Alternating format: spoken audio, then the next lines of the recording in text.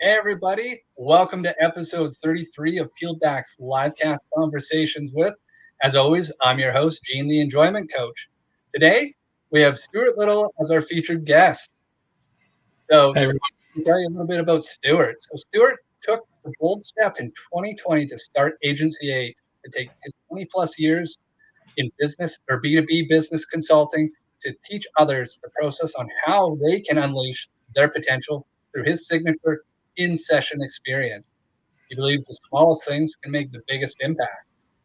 Stuart knows it's important for business leaders to look closer at how they harness the power of digital profiles to create a true reflection of their business, their people, and their relevance to their customers. This understanding is critical in determining their long-term success.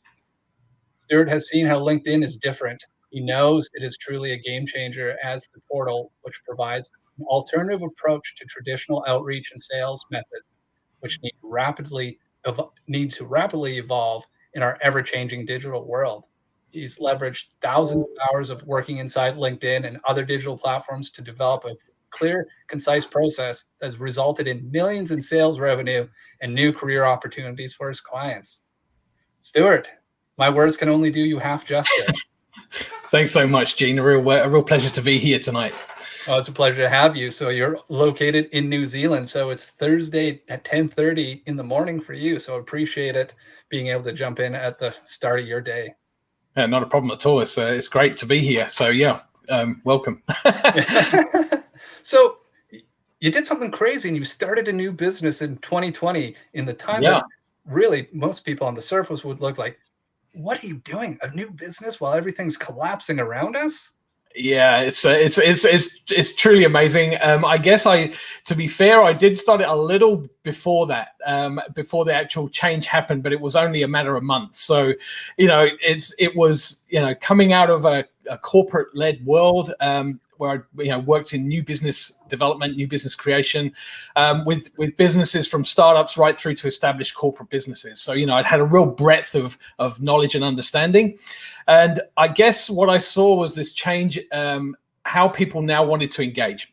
Digital was certainly becoming the way forward, and when I talk about that, I'm talking about actually being relevant to a process that people were now wanting to engage with. Buyers were changing. How they wanted to work with their suppliers was changing. And, I really, could see that change coming and wanted to be part of it. So as I saw the opportunity, I really thought this could work for me. So I went into my own gig, started Agency 8 as a digital agency providing a number of services. Some that I do for myself and I use with remote workers and other connections that I have to help me along the way. But it was really that ability to be flexible. So that when the pandemic hit, it was a shock, no question. I think for the majority of us out there, it would have been that. But then I was able to pivot accordingly, and because I'd always existed in a digital space, I was able to then bring that to the table. So it was useful. So it was still the right time and the right place, and it just gave you a little bit more fuel for you. You talked about having that flexibility. How's that shown up for you now that you've gone through this last, 12 months of, from basically here in Canada, March was the time things shut down. I think that was kind of a worldwide thing. But it's been 12 months of flexibility. How's that, where's that taking you on that journey and understanding what flexibility truly means? Yeah, no, for sure. It's look, it was interesting because I'd been using these techniques and this approach for a while. So for me, it was kind of common and understood. What I was now able to do was translate that into a format which people could actually use for their own success. So irrespective of the role you're in or the end result you want, and that could be from a business sense or from a personal sense, I felt that LinkedIn as a platform was really strong in providing that mechanism. So that flexibility, I was able to kind of just work normally like this. So for me, I'd already been using Zoom and those kind of applications quite readily for my conversations with people. And the beauty of having access via a LinkedIn channel was really that global platform. It then opened up for me. People were available. The access was good. People were available for conversation. And more importantly, I felt that there was this overwhelming feeling that people were now understanding what it is they wanted from their life, what it is they wanted to change and do. So where unfortunately people were losing their role, it wasn't, they were looking at beyond that and how that role had helped them rather than define them.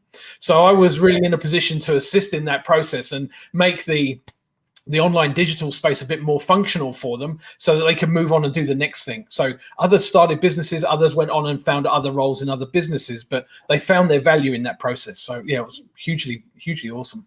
Right. That's it's interesting to hear about that, as from the stake of, oh my God, I've lost something that was for a lot of people a definition. Their jobs and their roles were a definition of who they were, right? Not just something that they did.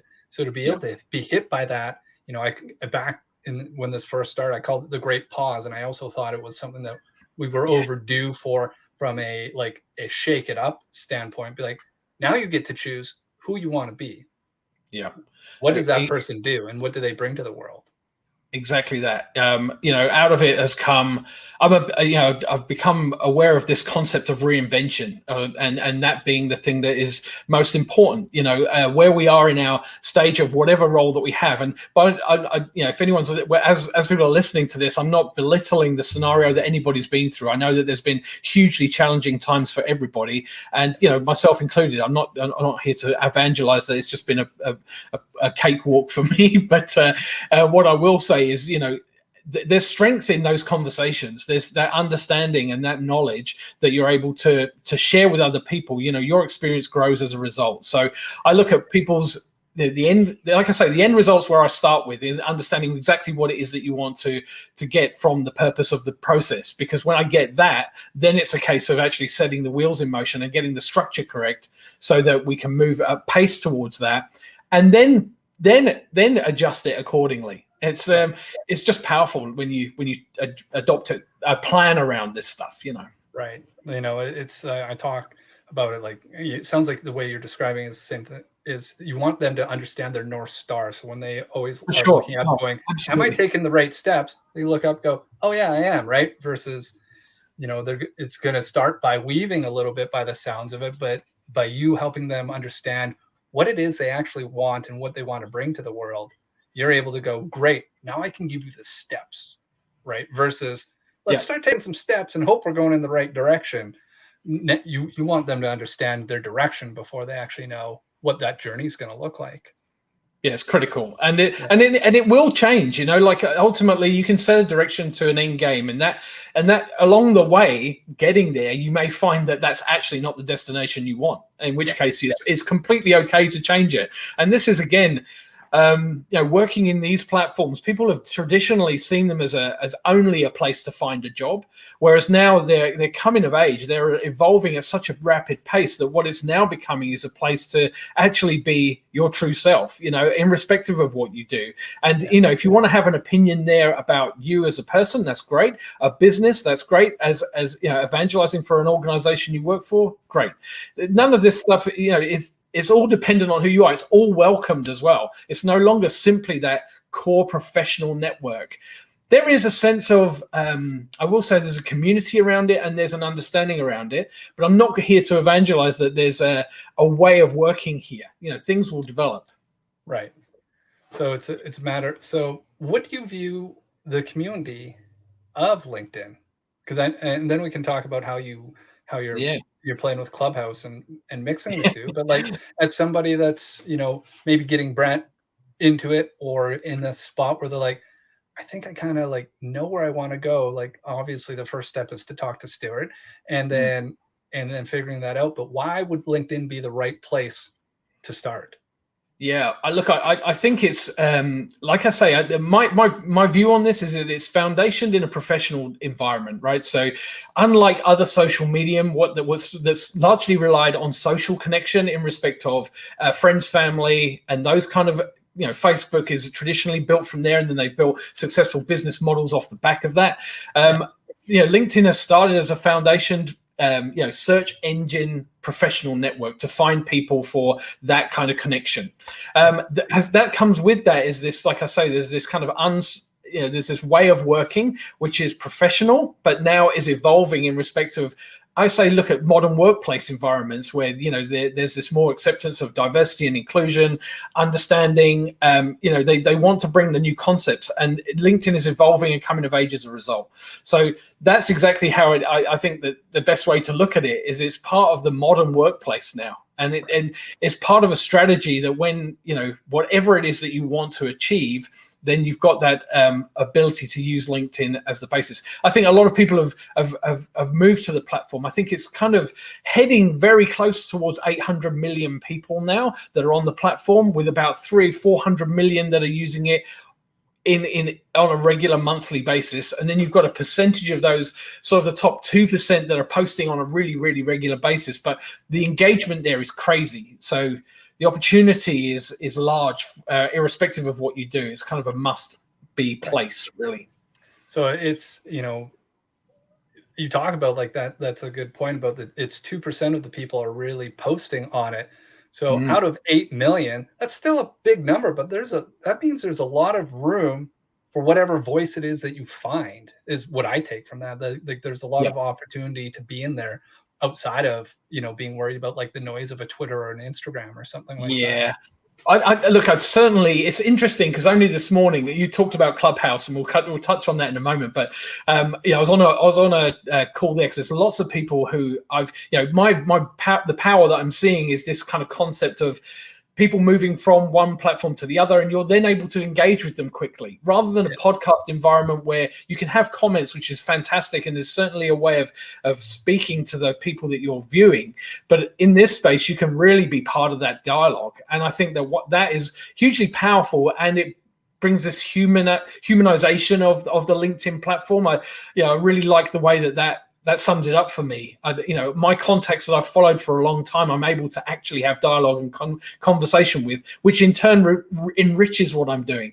So people think about you in a different way, and I don't think you can beat that. So as this evolves, and as LinkedIn develops its own version of that kind of audio-based platform to be part of what it does, you're going to see a whole different way of working, which I think is really exciting.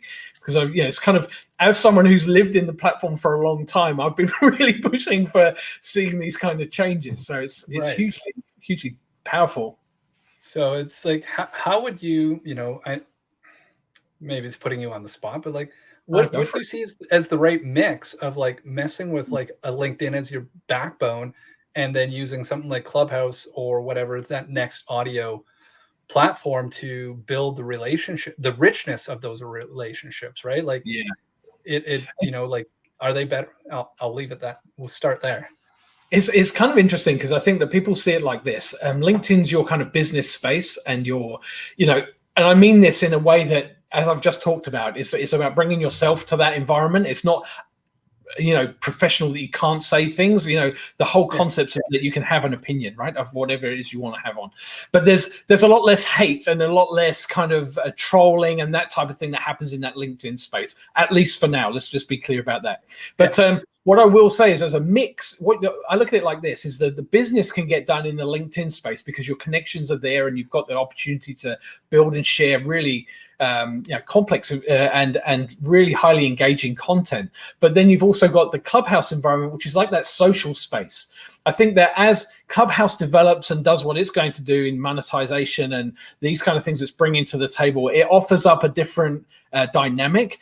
But ultimately it's a social space, so you get to know people. You can make those same contacts, so you can connect with somebody. Like, largely a lot of my connections are coming now from Clubhouse, because it's people I meet and talk to there. And when I'm moderating a room, or if I'm involved in a dialogue, then people will say that and go, wow, that's been of use to me, let's connect via these channels. So we're very open about that. And that's been the interesting bit, is that kind of free flow between the two, in respect of people engaging to ask questions, and also as opportunities potentially for new business. Yeah. But at the end of the day, it's a case of just sharing. So it's that concept of giving without expectation, and then you'd be amazed what happens as a result. So right. Yeah, it's a very go-giver component of it. Is like, if you're going to put out massive amounts of value that will, in theory, outstrip how much you're charging for that, is that gets resonated, because then to do that, you need to have the influence, and you need to be willing to step up onto a stage of some kind to say, hey, this is what I'm giving, and I'm willing to keep giving, knowing that the circle does complete itself.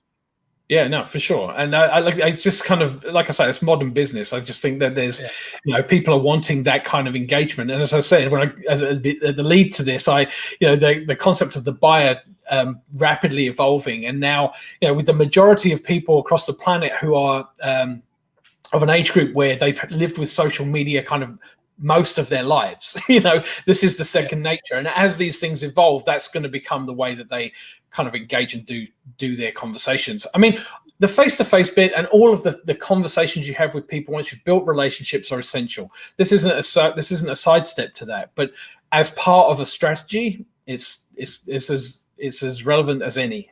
Right. That's awesome, man. So has this now changed your in-session experience, that you work with people, about how you develop and what you're seeing from that, right? Like, as you're talking, to take it back to like 20 years ago, be like, it sounds like Clubhouse is becoming the golf course.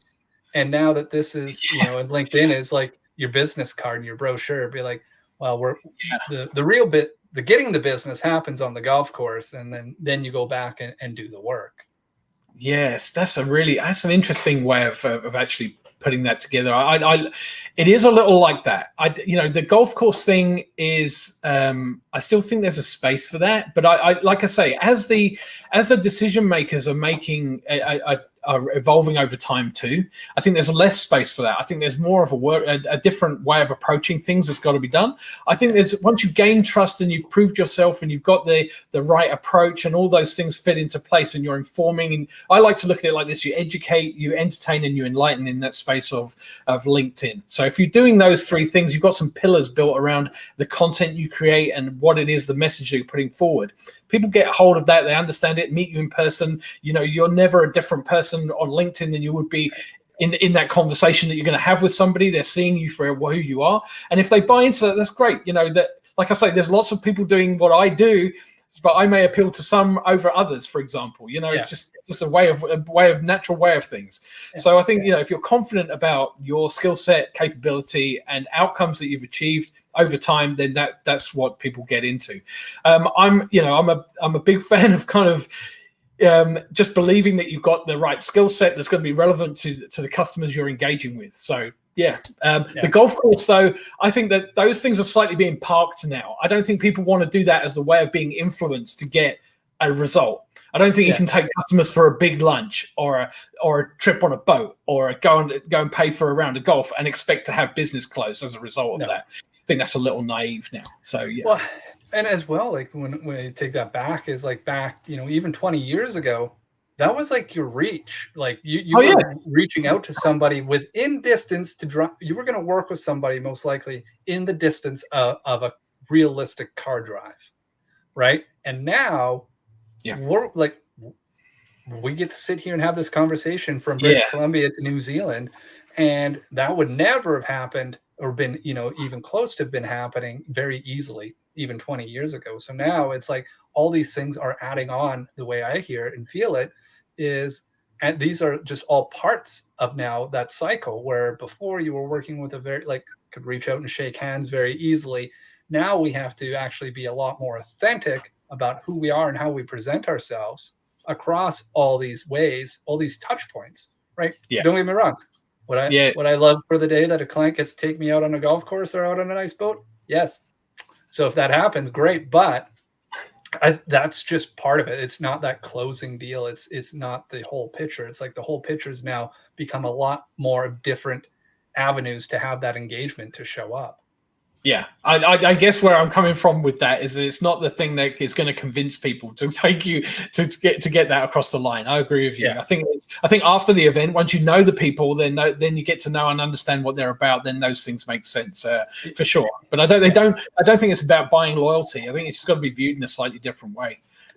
Yeah, that's an interesting one about talking about buying loyalty. Like that to me is less like, are you really buying loyalty? Is that the end goal, or is the end goal to be authentically you?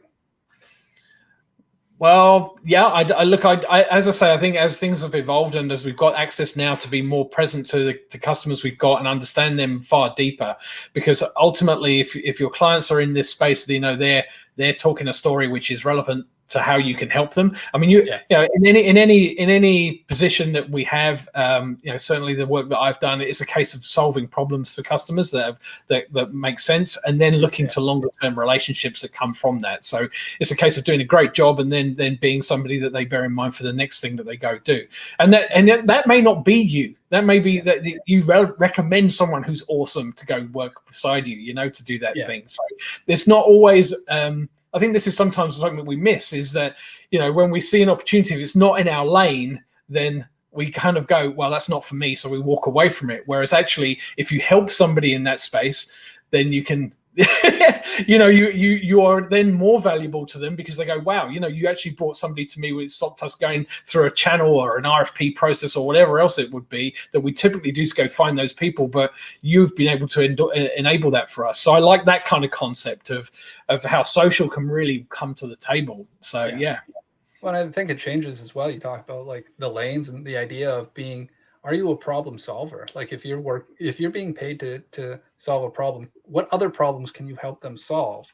And that is the juice of that relationship. Can you make really, if with anything, I'm going to engage with you because I believe you're telling me, and I believe that you're going to make my life easier. Yeah. So is that the truth? And then all those engagements add up to that being that truth, or how much of that truth is really there, knowing that it's probably a bit of a scale. Yeah, it's interesting to me. Like, I guess, throughout my sales career and in new business development, I think you're a slightly different animal in respect of how you're wired. And I'm going to use that as a huge generalization, but I generally feel that. I think, not everybody can do a new business creation as well as some others do amazing customer and client relationships. So, there's a difference there in respect of who you are. But you're an essential part of a team to keep things moving, right? And I think that there's all this part and parcel of keeping your eyes open and understanding what's happening inside a business that even the customer might not see, that's impactful. Or when you're bringing a real sense of expertise and knowledge of your craft to the table for that customer, you got to look at what that actually encompasses, because there are elements of that which, although important for the end result of for the business that you're working for and what they provide as services and that kind of thing, what I'm looking at here is that slightly different value add and how you see things. So you might spot something as you walk into their organization that's, like you might question just a few things, and they go, wow, we've never really seen it like that before, because we walk in here every day and that's how it is. So, bringing things to people's attention is important. And I think that this goes deeper in respect of, over COVID, it was really interesting to me to see the companies that really then took the opportunity to take stock of the talent that they actually had inside the business, because in many respects, some of these organizations had to really change what they stood for. Their core product was no longer viable in that time frame. So what they were able to do was like go, what else can we do? So it was a case of looking differently at the skill set and talents that you have available. So that person in accounts may be brilliant at video editing, for example. Yeah. And those guys who work in your warehouse may be fantastic on camera, in which case all of a sudden you can pivot and do slightly different things to actually talk about the story you've got. So I think understanding your people truly to a depth where they're all of their skills are represented. So you can see, wow, how can that person be promoted through our systems or our business, and how can we actually utilize their skills and capability for best result for our business longer term? And I think that those are the things, because rather than looking external, sometimes the opportunity is right there in front of you. And that's hugely powerful. When I saw that, I was like, wow, those that won here did that. Yeah. Oh, 100% agree with you on that, right? It's because of COVID and everything else, it offered that perspective shift, because they had to shift it and had to start looking at things that they took for granted, or just because they showed up. Their perspectives, it's just like a blinders on a horse, that they start showing up, and they're just like, well, this is the way we've always done it, and it works. So why mess with something that works? And just like your reference of being somebody new that walks into their space and goes, why are you doing this? And they're like, well, I don't know, it's just always the way it's been done. Oh, I haven't seen it done like that before. Oh, should we look at that? Right? Like you offer a new line of questions. Like sometimes that can be just as powerful, actually more powerful than solving problems, is having really powerful questions, right? And that takes from shifting perspective and walking a mile in someone else's shoes.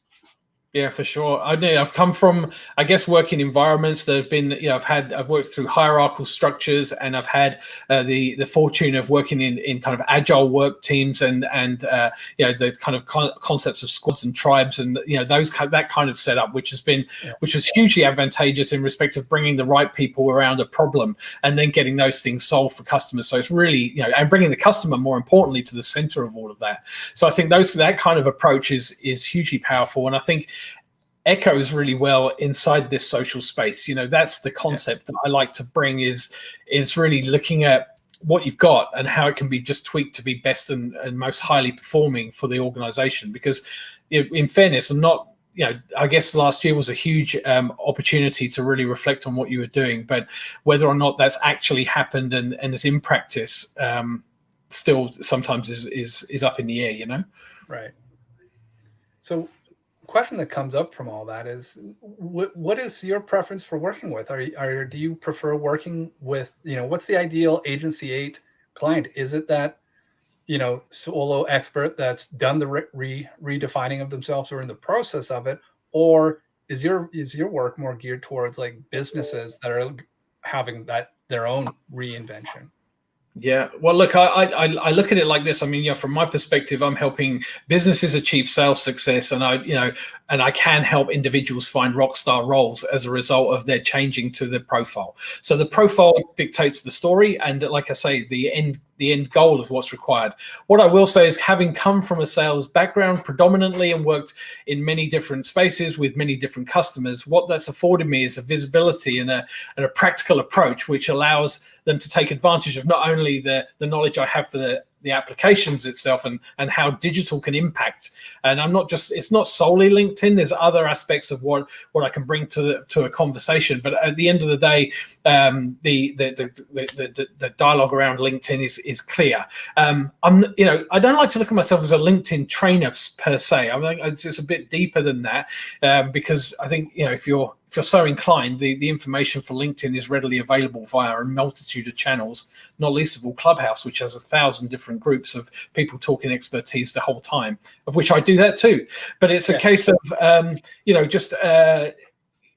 I guess my clients are businesses who are looking at sales and wanting to achieve different things in that space, and don't have a profile or a digital platform that's actually delivering leads for them and is working in a way that's constructive. It's not showcasing them in their best light. So I hate to be ambiguous about that answer, because sales teams and individuals who are in that space who want to better what they're doing. Again, I work with those guys because I've come from that background and I understand that space. But in the same vein, a year of working with individuals across the globe who've lost roles and understanding that space is key. I mean, I'll be clear. My wife's a photographer, and her and I got together over the time we were kind of in lockdown, and just as we were coming out of that, we were able to engage with people, and we put together a free program for people to actually take advantage of. So we worked with around 50 or so people to help them get back into a positive frame of mind and a different way of thinking. So that was really great to do that. And, it's all learning for us, right? We're always learning. So Yeah. I don't like to be pigeonholed around it, but it's certainly the scope's there. Right. So it's all about that. So what makes or breaks a good profile? Like, what are like, is there like a set things if somebody's like going, is mine doing good aside from it not getting leads? But like, how do you have like a quick like synopsis of what makes or breaks a profile? Yeah, sure. So for me, it's having a plan of actually what you want to achieve with it. Try not to go too wide in respect of that. There are formats which obviously there's a process which we could work through, and I'd be happy to do that with anybody who's keen to. But it's a case of what I will say is have a plan around what you want to achieve with it. Understand who you're actually appealing to in the case of the conversations you want to have, and then design it so that it talks that story to people. So that when they come to visit your profile, they're very clear about what it is that they're going to gain from that. So you start attracting the right people. The purpose of the profile is to have a proactive sense of connection, as opposed to you constantly going out and in the traditional sales sense, it's like that kind of like I'm talking to you all the time. What you want is people coming back and saying, I'm finding value in this, or listening to what you're doing. That ability to be, that way of connecting is really powerful, and it's much more genuine in respect of that too. But what I'll say is, take advantage of what it can do. There's many facets to it now. It's not simply that CV space. So, think of how your story can be translated to that environment. I mean, like I say, there's a process to work through, but it's the quick thing is really to understand where you want to go with it.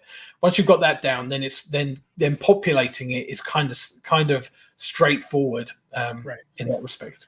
So it's understanding your North Star, where you want to go, and then and building. You mentioned the word story many times, so it's about telling it in a story sense instead of just spewing out facts, right?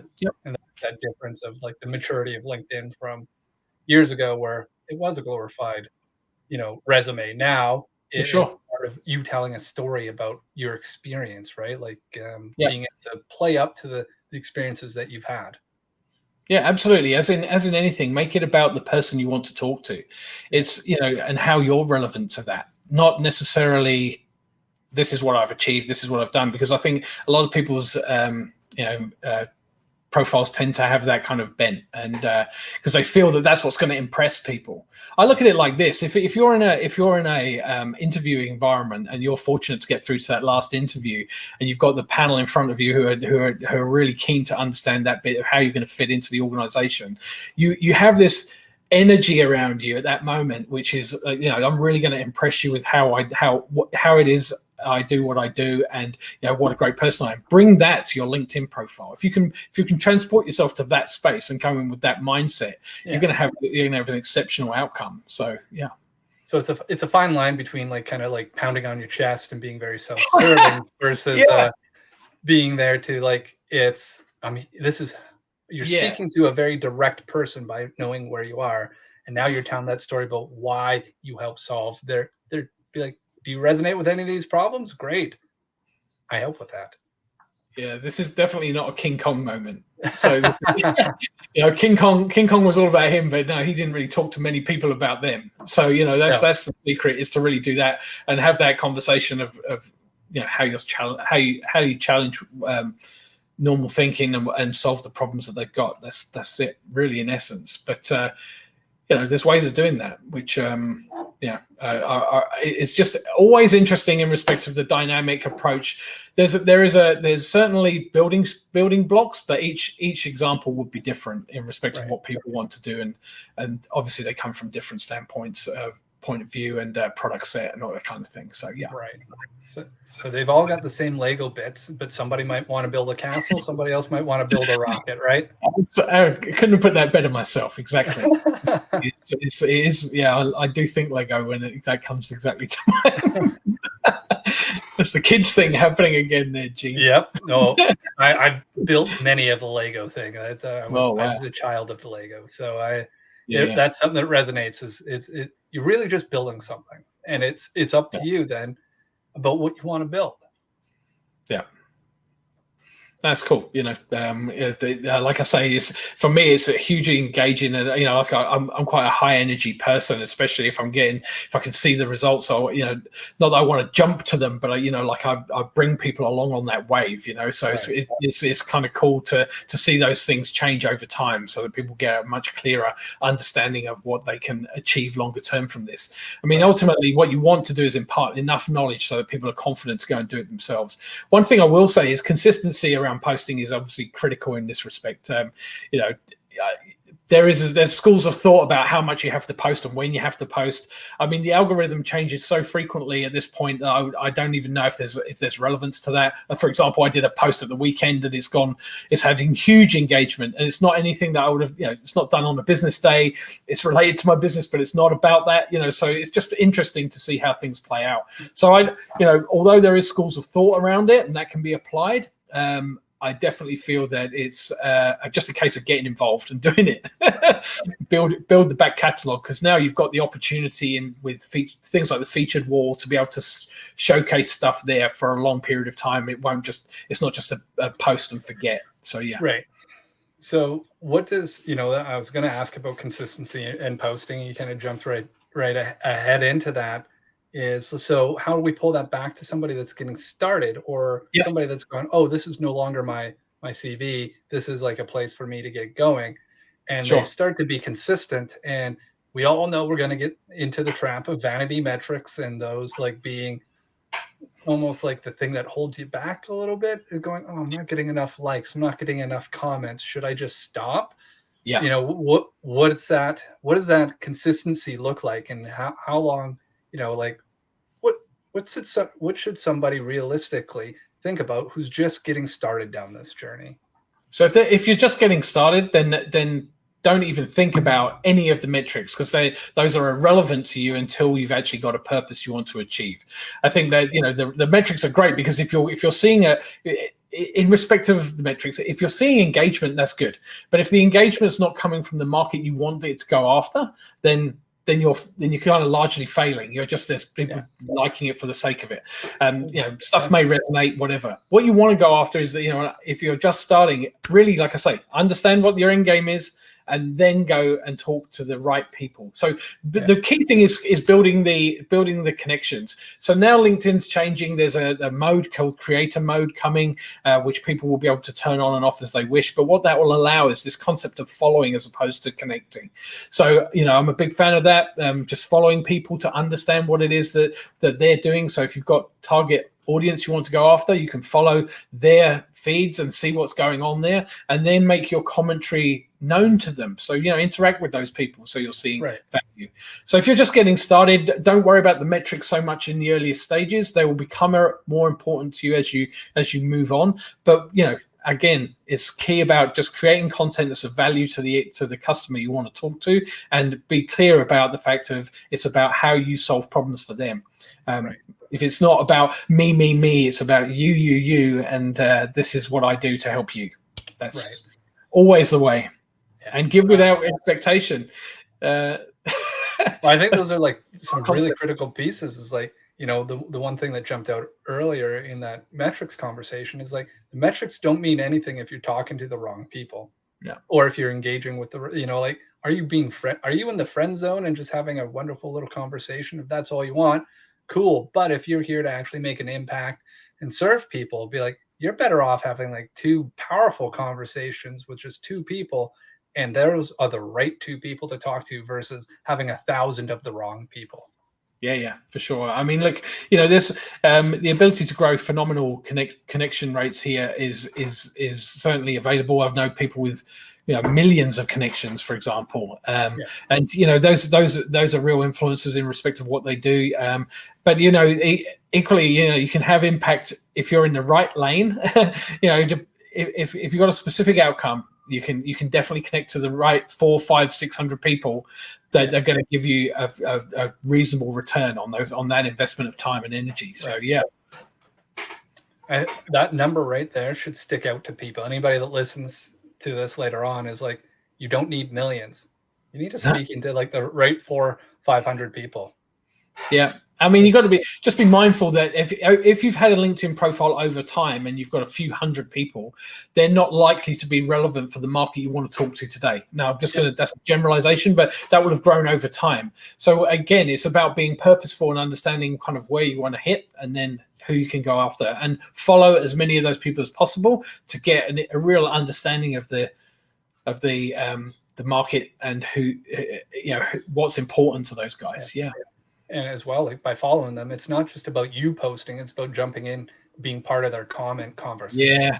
I mean, this is also an interesting bit. Is the commentary is so important to have a, it resonates far deeper when if don't just like posts for yourself. You may love something that's done, but put your validation for why that's actually hit you like that, because just that smallest comment really, comments are difficult to get out of people. So if you're someone who constantly leaves them, you'd be amazed how quickly you start to resonate with that group of people, that community, that company, whatever it may be, and your name is very relevant to them. So when you go see them ultimately and have that meeting, you may know 4 or 5 people in the office, and they'll know you. So that's that's an interesting moment when you're known via those kind of activities. I've had that. It's cool. Well, as I promised, Stuart, I was gonna look up and go, oh wow, we're already past 40 minutes, and we're there. Yeah, so cool. I want to be very respectful of your time. I'll jump into the question I ask every guest is, sure, if we could jump into a time machine right now and we can go back in 10 years, and you open the door and you only had one piece of advice to give to yourself, what would that be? So I think it's just to back myself, like to be clear that what I'm doing is, the change that you experience in life is not detrimental. It's only building you up. I think irrespective of how good or bad those changes are, you've got to just accept them. So I look at it like that. Things happen really they're going to happen anyway. We have a limited sphere of control around what we do. So, don't focus on that. Focus on you and your energy and what it is that will make you useful in the role that you want to pursue. So I would say be confident. You've got this, and don't sweat the small stuff because you can't control that. I love it. That is some great advice, and hopefully somebody's taken that and being able to run with it. So yeah, cool. Stuart, thank you so much, my friend, for being on the show today. Like, this was a great conversation, and I really appreciate you making time. No, it's my pleasure. And if anybody wants to connect with me, speak to me at any time, I'm available via LinkedIn as a predominant channel, and just send me a message there, and I'll pick that up and respond accordingly. I really would welcome that. Perfect. So Stuart's information's in the bio stuff down below here. So both on Facebook, LinkedIn, and YouTube. So if it's there, make sure to jump out. And if you're on Clubhouse, go find him and say hi as well. At Stuart Little. Get me there. Perfect. All right, my friend. Well, this wraps up our episode of the LiveCast Conversations with. So as always, thank you everybody for watching. And until next Wednesday, we'll see you then.